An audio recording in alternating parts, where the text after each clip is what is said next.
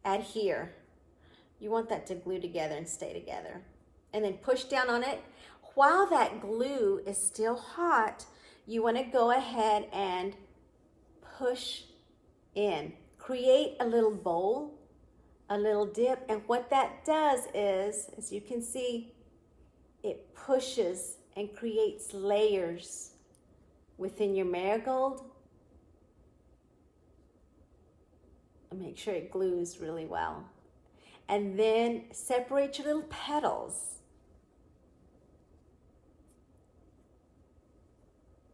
And then that creates all the many petals that is characteristic of the Cempasuchil flower. Do you see that? Did yours turn out like that? And you can see how we created that little dip and that little bowl by pushing it in while the glue was still a little warm, not too hot. And so there's your Cempasuchil flower. At this time, you can choose to cover this bottom part with some green and add some of the leaves as well and a stem. But for today, we are just creating the flower part and the 20 petales of our Cempasuchil flower. You can create them, you can leave them just like this and put it on your altar. You can add the green and the stem and put it in a vase. Now, here's a different one. This is a larger one. Now, as you can tell there, we did add some different colors. There's some different vibrant colors to add dimension as well as the three-dimensional. Now, if you're ready to do this size, we'll go ahead and get started. All right, what you're gonna do to achieve that size is you're gonna go ahead and get your regular 8.5 by 11 sheet like we have here. This is that darker yellow. You're gonna fold that in half, just like we did before.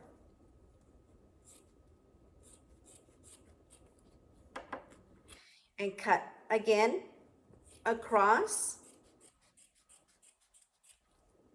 Now, another thing that goes hand in hand with our Cempasuchil flower is the mariposas, the monarch butterflies. And we're gonna talk more about that here in a minute. All right, once you have this in half, you wanna go ahead and fold that in half. And go ahead and glue that. This is gonna be a larger Cempasuchil flower. These are gonna go great on your altar.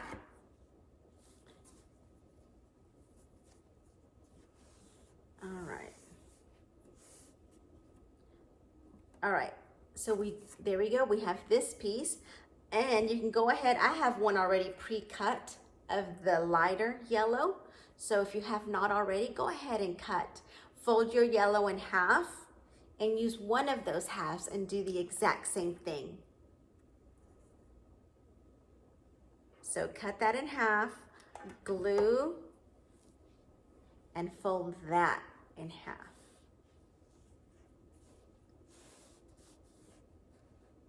All right, once that is done, then we go ahead and cut and create those fringe, that fringe that we did.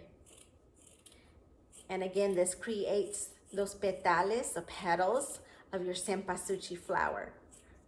You can go as fast as you want. Again, same steps for the large flower as well as the smaller one. Now the monarch butterflies in September and October are migrating from Canada and the United States to Mexico. Now the Aztecs believed in, they believed that the monarchs were actually the spirits of our deceased making that journey to visit their loved ones. And of course, the grave sites or the altares outdoors were full of Cempasuchil flowers, and so the butterflies were attracted to the Cempasuchil. So when they're celebrating Dia de los Muertos, it's just a coincidence that the migration of the monarch butterflies ends in central Mexico. And that's where the monarch butterflies spend their winter. And so I can see how the Aztecs, I can understand how they believed that the monarch butterflies came and that they were the spirits of their deceased loved ones coming to visit them, because the monarchs arrived in Central Mexico to spend their winter there, the end of October and the first week of November. Coincidentally, that is when they celebrate Dia de los Muertos. All right, so once you have that cut, you have your two colors cut. You want to go ahead and add glue to one of them. It doesn't matter if it's the lighter one or the darker one. Just go ahead and add glue, and you want to layer the other piece on top and make sure that they are glued together. So you end up with something that looks like this. And now it's time to roll again. So let's go ahead and add some more glue. All right. And here, let's begin to roll. Make sure and not to burn your fingers. Here we go. This is gonna come out really beautiful. I bet yours is too. I can't wait to see. Make sure and share your pictures if you would like. And so you end up with something like this. See? Now remember, it is kind of flat. You want to make sure that the ends do stay together and do not come apart. All right. And here is our Cempasuchil flower. You see those many petals? And there's that dip in there. You can push it a little bit. You can see that growing there as you push through and fluff up your petals. This is a great alternative to tissue paper flowers, to tissue paper cempasúchils. And if you cannot find your live cempasúchils from your stores and your florist, this is also a great option. So, isn't that beautiful? All the many petals, the 20 petales de la cempasúchil. These are great to go ahead and add to your altares like we are here. And here's the small ones here as well. We hope you have enjoyed making cempasúchil flowers and learning more about the mariposas. If you want to learn more about Cultura Local ABI, join us on our Facebook page as well as Instagram. Muchas gracias. Adiós.